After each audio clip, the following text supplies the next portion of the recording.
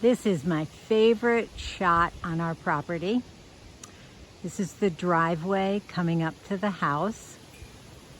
When we first moved here, we first planted these 8 red maples. They are absolutely stunning this year. I might take a shot coming up the driveway, but they aren't as pretty. They're much nicer on the east-facing side. But as you come up the driveway, my main gardens are right on your right-hand side. Right up here is the main garden. This was put in perhaps, oh gosh, I think it's been at least 8 or 9 years ago. It's a 24 by 24 foot space.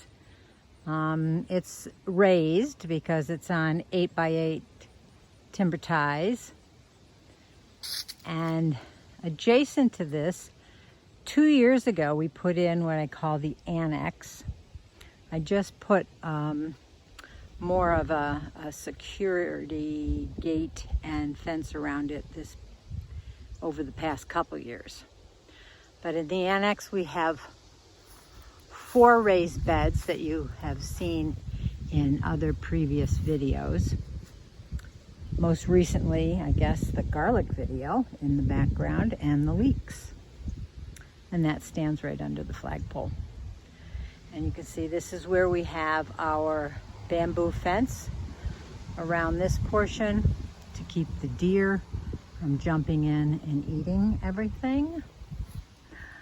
We have a little area here. This has been here longer. The raspberries on the right and the strawberries adjacent on the other side of the pathway on the left. So, and this is a view of the main garden. Doesn't look so good. It's the end of the year. Pulling all the tomatoes out now. The green ones and everything. I'm going to take down the cattle panels that I have my tomatoes growing on. And they'll be coming out, probably coming up real soon. I still have peas on. This is my second planting of sugar snap peas.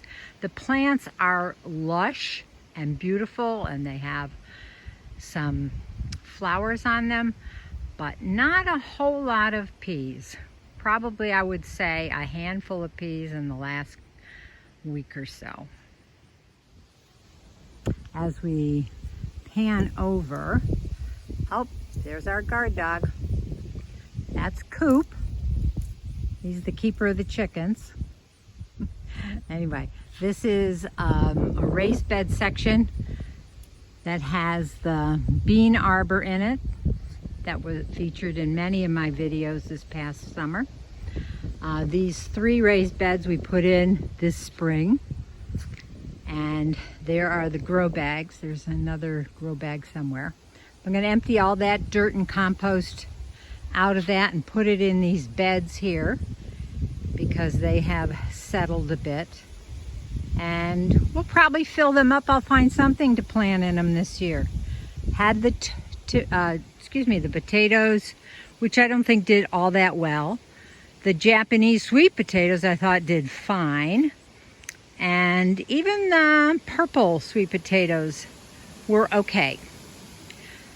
I'll still have to ponder on what I'm going to put in there next year. Anyway, under the row cover over here, I have broccoli, which is our second planting of broccoli this year.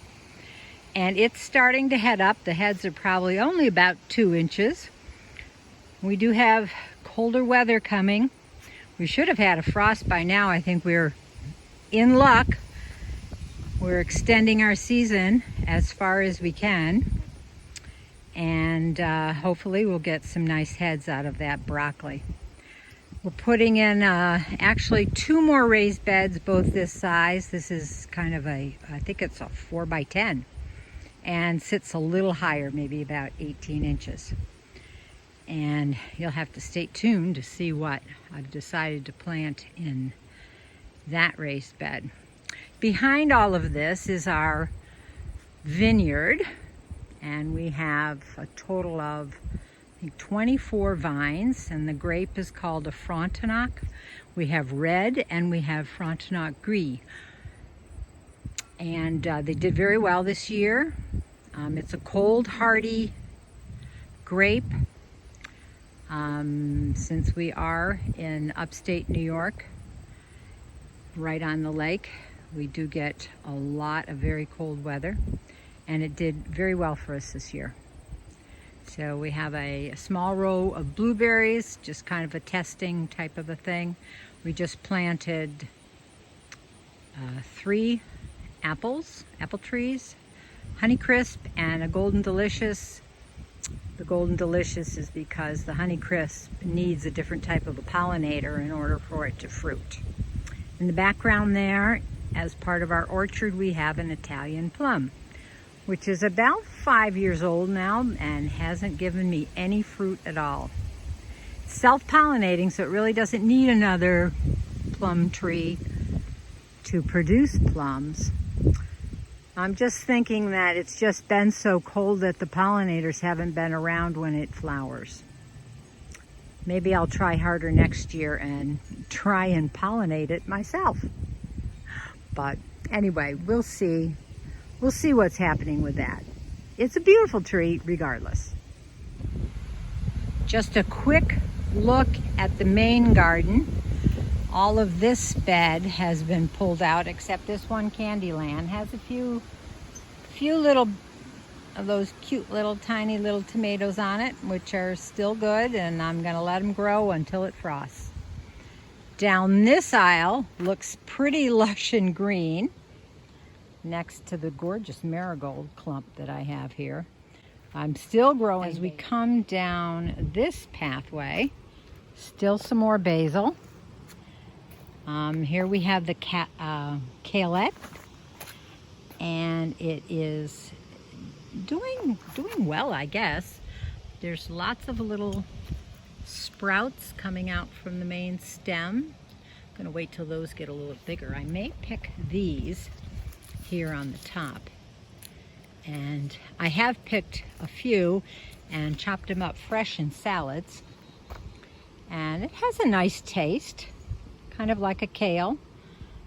Not so much like Brussels sprouts, but it's growing like a Brussels sprout. Down this alley, or Pepper Parkway as I call it, my green peppers are still doing very well, sprouting even taller. I have some that I'm hoping to pick, hoping they'll turn red before I'm forced to pick them. I will pick off most of the flowers. I'm continuing to pick off most of the flowers, so they'll force their energy to those peppers that are still growing. These tomatoes, if I've all picked them off, I have to pick out all of these dead, diseased tomato plants. Even if a tomato plant is not diseased, it may be harboring some disease. So this does not go in the compost pile. It goes in either the weed pile, which is over in the woods, or it goes into the burn pile. This other cattle panel of tomatoes, that's coming out pretty soon too, just running out of time. These peppers along here, I still have some paprika peppers, waiting for them to turn red. If they don't turn red before the frost comes, I'll probably tent them to see if I can't save them, salvage them. Still a few of the nadapenos on these peppers. I keep picking them and they keep coming back. As you can see, there's a flower. Anyway, so down at the end of this is a bed that I had broccoli and cabbage in. So I pulled all that out. They say to leave the leaves and everything right in the bed, and that will promote, I guess, a parasitic bacteria that will kill any kind of cabbage moth or larva or anything like that that wants to come on and destroy your brassicas. So anyway, this is kind of put to bed. It's got a top dressing of good compost in it, and haven't really decided what's going in here, but my brassicas will not come in here, I don't think, next year. But we'll see. Okay, over on this side, there's the pea fence. I have lettuce and spinach growing. There's some of that freckle-faced lettuce. And some pest damage on the spinach, but other than that, not bad. I will cover this over. You see I have the hoops ready to go there. I have some lettuce in through here. I don't intend to cover that when the frost comes. Here's another second crop of cilantro, and I've got to harvest that pretty soon. You see this? Look at this. It's gone to seed already. Oh my gosh, I just can't grow cilantro and get it before it goes to seed. Purple basil. Actually, I took a stem of purple basil into the house. I put it in a jar of water and it's rooting. So I think I'm gonna pot it up and see if it will last me for a few more months. And I'll have some fresh basil.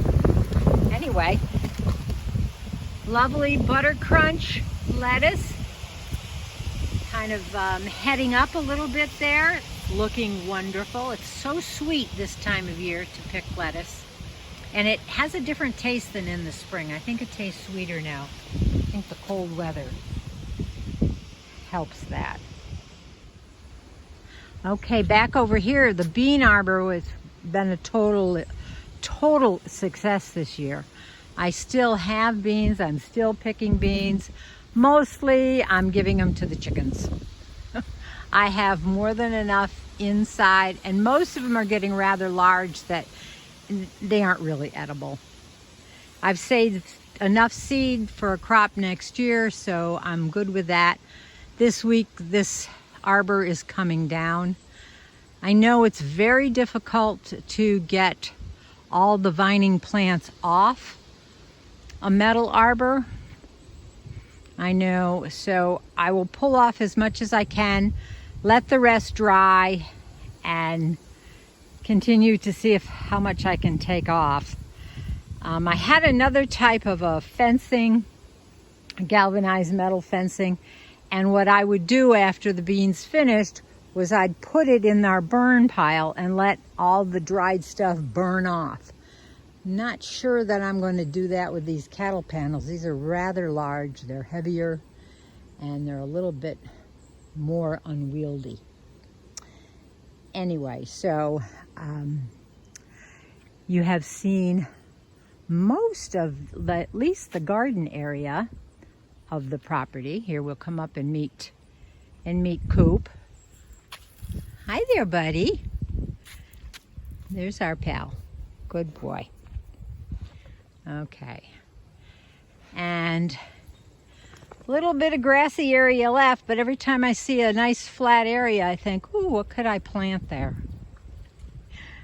Anyway, as we come towards the house, you can see our view is our bay, which is right off of Lake Ontario. We get so much enjoyment out of being right on the water. And maybe next year we'll do more filming of things going on down by the water.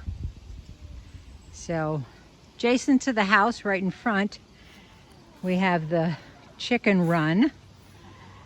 There's the coop. The coop in the background, under this big birch tree, which provides the girls with a little bit of shade. And when they're not out free ranging. We've had quite a decrease in egg production because of molting. Here's poor Queenie. She looks a little bit worse for wear. Still losing some of those feathers, but some around her head are starting to come in again. She doesn't like to be touched. Can't be so Can't be so good to pet. Now that's, let's see, over there, that's Becky. And that's her sister Minnie over there. Minnie has starting to feather out again. Becky hasn't really suffered too much from the molt. My black Australofts, I don't think are molting yet. They still look very full. The Buff Orpingtons are. This is Henny Penny, I think. She's lost quite a bit. I'm certain she's getting more back in. This is Olive up here. She's an olive egger. She has been such a prolific egg layer. We get a beautiful olive colored egg from her every single day. And her sister, Frau, is another olive egger. And she gives us one at least every day or every other day. She's right next to Charlotte over there. Charlotte's very shy. Here I am. Favorite shot. Love, love, love this view. Even though it's a going away view of our property, our homestead, it's still one of my favorites. If you like my videos, I'd ask you to please subscribe. Give me a thumbs up if you're enjoying them. Comment down below. I'd love to answer questions. If you have suggestions, I certainly do appreciate it for new content. And also, if you want to hit the bell, and it'll give you the notifications whenever I upload a new video. I have plans for more gardening into the fall, and yes, winter gardening.